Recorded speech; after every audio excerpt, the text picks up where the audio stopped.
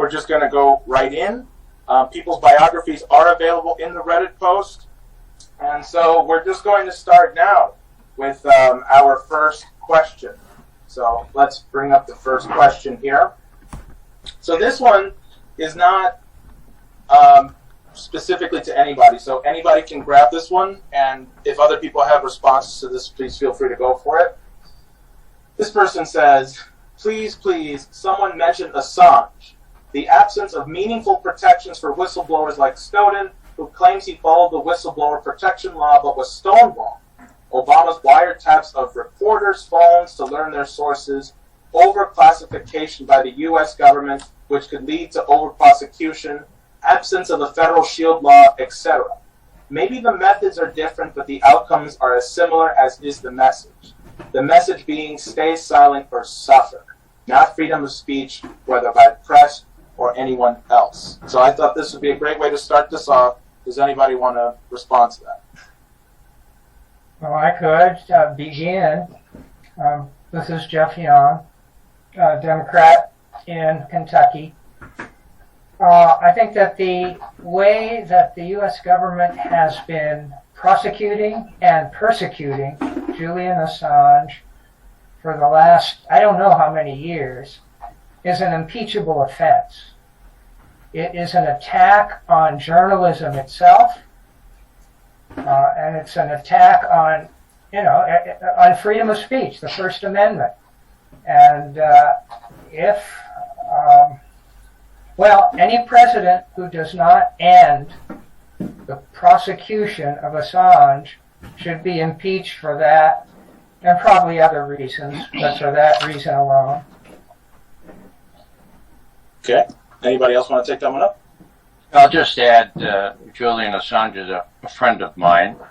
I used to visit him at the Ecuadorian embassy in London. He is being used as an example. The Fourth Estate is pretty much constrained now and is populated by people who read press releases and know what they're supposed to say. Julian found a way to create a Fifth Estate, an estate that could take confidential information, make it immediately available to people after proper vetting. That was his sin. They want to make sure that nobody else tries to do what Julian Assange did. That's why they're saying, in effect, look, you try to do what Julian Assange did, we're going to follow you all over the world. We're going to put you in prison. We're going to hold you in many ways. And if we get a hold of you ourselves, we'll put you away for 65 years. So don't even try. It doesn't matter if you come from Uruguay or you come from Iceland or Australia. It doesn't matter. We're going to get you. Okay. The only other thing I'll say is that the UN Rapporteur for Torture has actually written a book about Julian, and people should really read it. His name is MELZER, M-E-L-Z-E-R, NIELS. He happens to be fluent not only in German, French, and other languages, but also in Swedish. Now, when he started to take Julian's case seriously, he went to Sweden. And I'm not quite sure whether the Swedish authorities knew of his capability in Swedish, but he read all the police documents and he found out Julian was framed by the police in Sweden under the tender mercies of LIAISON SERVICES. And make a long story short, those women who did have sex with Julian, it was consensual. They never disputed that. All they wanted was for Julian to take an AIDS test. He had just taken one. He said, I don't need to take another one. The police took that and made Julian into a rapist. And so what you hear when you talk to any American here about Julian, you say, oh, that's the guy that raped those women in Sweden. It's a classic arrow in the quiver of intelligence services. They got him that way. It's a pity what has happened to him, and I dearly hope that one way or another, judicial authorities who think correctly will prevent his extradition and lead him to freedom. Could I add something? Yes. Okay. I agree with what's been said. This is the most egregious case that we're seeing at the moment. I do have to add, as a 33-year associate of the late Lyndon LaRouche, that we experienced this firsthand, and Ramsey Clark, the former U.S. Attorney General, described LaRouche and his publications. He said, LaRouche was given a 15-year jail sentence on conspiracy charges, and Ramsey Clark said, these are book people. This was after a newspaper, a science magazine, a journal called War on Drugs had all been shut down by the U.S. government, which had hundreds of thousands of subscribers. And then people associated with LaRouche were given 77-year sentences and the like. So unfortunately, the case is not unique. It's the most outrageous one of a living person at the moment. And I think that if we can secure justice in this case, that it would go a long way to removing a horrible blot on the American government. Okay, thank you.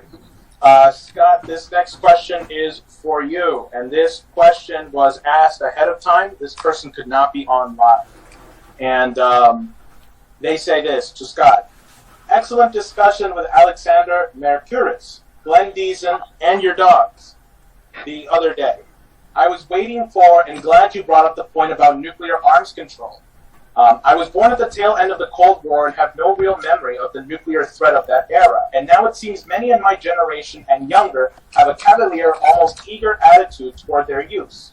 How can we as average citizens, not well versed in weapons inspections, communicate this threat and the importance of re-entering arms controls treaties like the ones we've abandoned? How can we help make this a salient political issue in our current hyper-partisan environment when being, quote, tough on Russia is a talking point from both parties? Free Assange, by the way. Good question. At a risk of sounding to be self-promoting, George Santayana, an American philosopher, once said, those who fail to learn the lessons of history are condemned to repeat it. I'd like to believe, though, that history sometimes provides really, really good examples, so that repeating it isn't a condemnation, but rather the best option available. The best way to learn about the importance of arms control is to learn the history of arms control. Learn, what times were like. You think it's bad today? Try living in the 1980s. Try living at a time where, yes, we were funding a proxy army to kill Soviets. Yes, we were putting sanctions in place. We called them the evil empire back then. We almost went to nuclear war, not once, not twice, 3 times in the 1980s. The United States had 300,000 troops. NATO right now is talking about coming up with 300,000. We had 300,000 in West Germany, on the border, ready to go to war, with another 200,000 ready to fly in. Okay, so today is nothing.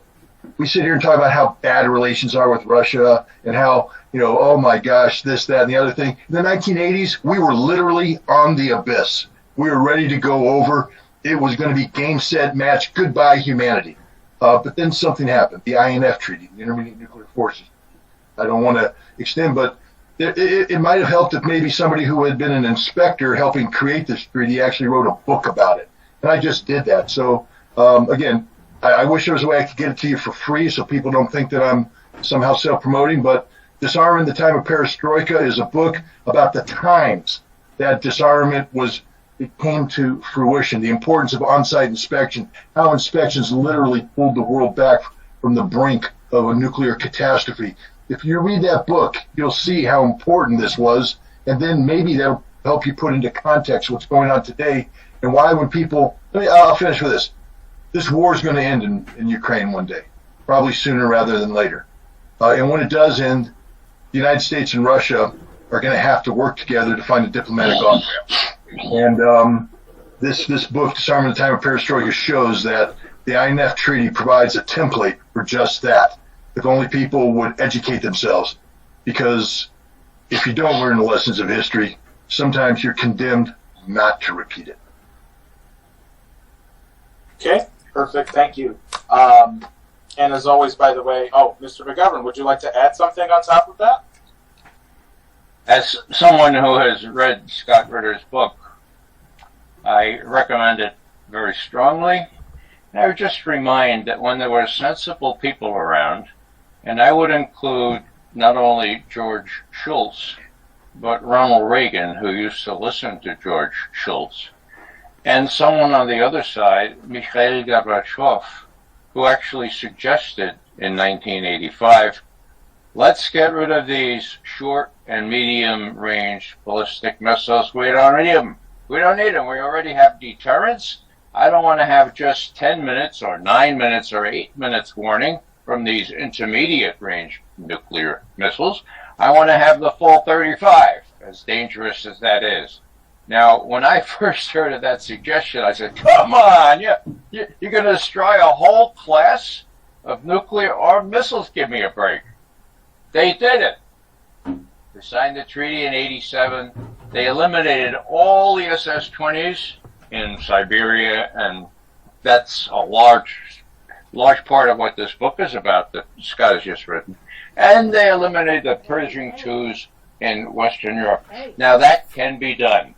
And just the last thing here I'll say is that was close to being done at the end of this past year in December. The tea leaves were clear. The Russians had frightened Biden and company, and some of them said, well, let's kind of move to reinstate the INF Treaty. And on the 30th of December, Biden promised Putin in person on the phone, the U.S. has no intention of putting offensive strike missiles in Ukraine. 30th of December. Now that fell in the cracks.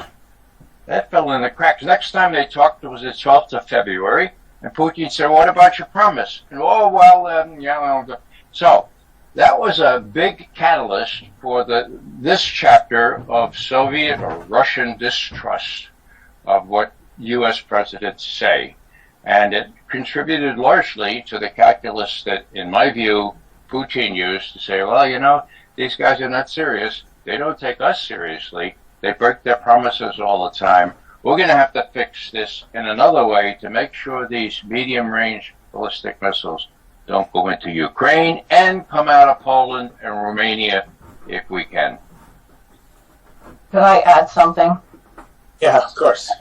Okay, just prior to that, and I would like to say that Reagan and LaRouche made an offer to the Soviet Union on the Strategic Defense Initiative in 1981-82. The Soviet Union made the fatal mistake of rejecting that because it was an offer to develop a laser defensive system together, perhaps an echo of what Kennedy had proposed actually at the United Nations, that the moon landing program be a joint program of the United States and the Soviet Union. At any rate, the plan was that working on this new technology not only would give you a means to supersede the nuclear missile technology as you developed it, it didn't exist at the time, but would also be a science driver that would allow the kind of breakthroughs in the economy that you had when we launched the Apollo program and went to the moon. The Soviets rejected this, arguing, probably correctly, that the United States would end up winning the Cold War in that case because the United States would assimilate all of the new technologies, whereas the Soviet economy would not. And LaRouche at that point made a warning. He said, if you don't cooperate with Reagan on this offer, I predict your economy is going to disintegrate. You will go bankrupt and your economy will disintegrate in 5 years. And in 1988, just before he was put in prison, LaRouche made another offer that in return for the reunification of Germany, the United States and the West should extend actual economic aid to Poland. And unfortunately, Germany was reunified. The were very generous in that they were betrayed by the United States that NATO would not move 1 inch to the And LaRouche was in prison, so a moment of opportunity when that wall came down for peaceful economic development was instead perverted and destroyed by Thatcher and Bush and a series of new wars. And we should also learn from that disaster, because there was a moment of great opportunity which was squandered. Okay, perfect. Thank you. And Ray, we were hearing you, I think, like whisper or something there. We did pick up on that a little bit. It's okay, just making you aware.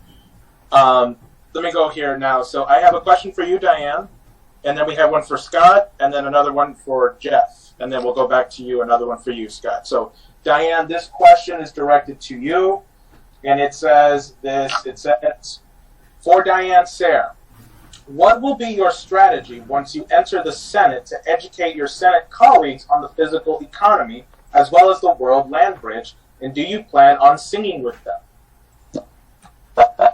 Well, I have said that I would insist that we organized a chorus, and they would have to learn how to sing so they could do something beautiful together, which would be useful, perhaps change their relations. And this question of physical economy, I think we have to have a movement of people in the United States, because these senators really don't have a clue. They're completely disconnected from the suffering that the American people are feeling as a result of their policies. So I think this really would require a movement. It's a bigger job than one person can do. But I think the singing would be an important part of it. May I respond to that also? You may. Yeah. What I would do if and when I beat the incumbent Andy Barr and go into the U.S. House, I will work to change the direction of the Democratic Party 180 degrees, especially when it comes to the issue of war and peace. I don't think there's any hope for the Republicans. I think they're too bought off by the weapons manufacturers, but I will work to make it, to make the Democratic Party, as much as possible, a genuine opposition party. I think the Democrats overestimate how much power they have. I think in reality they have almost none, especially since they're a Me Too party so much. So I'm going to work with as many Democrats as possible to cut the military budget, end all of our wars, bring our troops home, and rebuild America, and make that a core part of the Democratic Party platform. All right. Thank you. Okay, so moving on. This one's for you, Scott. To Scott, you wrote a letter to your elected representatives after the blacklist appeared. Could you talk about that? Is it the case that the recent Ukrainian blacklisting, which had ran fall of the U.S. Senate, gathered formally of Congress, and two candidates, Diane and Jeff, who are running, constitute threats against serving and former elected officials, as well as interference in electoral politics by a foreign talent? Well, absolutely. Look, I wrote the letter because I found the this blacklist to be offensive, frankly speaking. It offended my sensibilities as an American. It offended my sensibilities as a human. The notion of silencing somebody is just absurd in the extreme. It's funny when you read Citizens United and the debate that went back and forth on that. The conservatives, more speech is good. More speech. There's nothing wrong with more speech, more, but not my speech, not Diane's speech, not Ray's speech, not Jeff's speech. Just more speech. What hocus pocus? But it's one thing to have the Ukrainian government do this. I mean, after all, they are, a government that has elevated such an odious character such as Stepan Bandero to be national hero status, and they retain the Bandera ideology in every murder, rape, and torture that they do today. It's a horrible regime. The fact that we've aligned ourselves with it should shock every American. It doesn't. One of the reasons why it doesn't is that we suppress speech. God forbid somebody actually write about the Bucha massacre that took place at the end of March, early April, and tell the truth about it. Not truth that's manufactured, truth that comes from, for instance, say, Ukrainian sources. Imagine if the deputy mayor of Bucha said, stay in your homes because our special security forces are going to be running through the streets, cleansing them of pro-Russian collaborators. Don't be alarmed when you hear gunfire. Imagine if the Safari unit, which is an Azov battalion neo-Nazi affiliated assassination squad, publishes on their website, hey, we're going to be running through town killing Russian sympathizers. Imagine if they actually published a video where someone said, hey, he's wearing white, shoot him. Imagine if they did all that and an outsider like me collects this data and says it's clear the evidence points that the murder was done by Ukrainian security services, and because I dared say that, I get banned from Twitter. 100,000 followers no longer get the benefit of my wisdom. I mean, that's probably a good thing, but nonetheless, the point is, if you say more speech is better, then why do we silence speech, especially when it's accurate, when it's telling the truth? So I find it offensive that they did this. I wrote a letter. I demanded that my elected representatives take action. I actually gave them until August 21st because that's the deadline, according to the law that they promulgated, Public Law 117-128. Within 90 days of the law being passed, Congress will receive a report from the Secretary of State or the head of the United States Agency for International Development, who will then tell Congress how this money is being spent. And I had demanded in my letter that my elected representatives confront these people about the Ukrainian Center for Countering Disinformation, about this roundtable, about this blacklist, about the fact that U.S. taxpayer money was paying the salaries of the people who put this list together, the fact that it appears that the State Department greenlighted this list. And I wanted them to ask questions. Is this money being used for this purpose? And if so, isn't this a violation of the First Amendment, which prohibits Congress from passing laws which inhibit the free speech? I got no answer. Peltonka sent me a letter. It was a form letter. Obviously, they just simply said, send a letter that explains why it's such a good thing that I voted for this law. He didn't address anything that I said. Maybe they think I'm joking. Maybe they think I don't think this is serious. Maybe they think that there is no connection between this blacklist and the assassination of Alexander Dugin's daughter in Moscow. Maybe they don't think calling somebody an information terrorist is not only chilling, but dangerous in this day and age where political violence is rampant. But I do think it's time that the people on this list, especially the Americans, consider seeking an injunction in a federal court to freeze all monies that have been linked to this $40 billion appropriation, until which time the State Department can provide assurances that this money's not being used to violate the constitutional rights of American citizens through a workaround where Congress funds a foreign entity to do that it can't do here in America. I think that might be a good course of action going down. My name is Jeff Young. I'm a Democrat running against Andy Barr because he is an ignorant warmonger, and I'm for peace. I put up a billboard that says, abolish the CIA. Why? Because it's the worst terrorist organization in the world today. Ever since the CIA was founded in 1947, it has gotten us into one illegal, immoral war after another. Their so-called intelligence is almost always wrong. The CIA also smuggles addictive drugs like heroin and cocaine into America and profits from the drug trade. The opiate addiction that has plagued Kentucky is not Kentucky's fault. It was inflicted upon us by the CIA.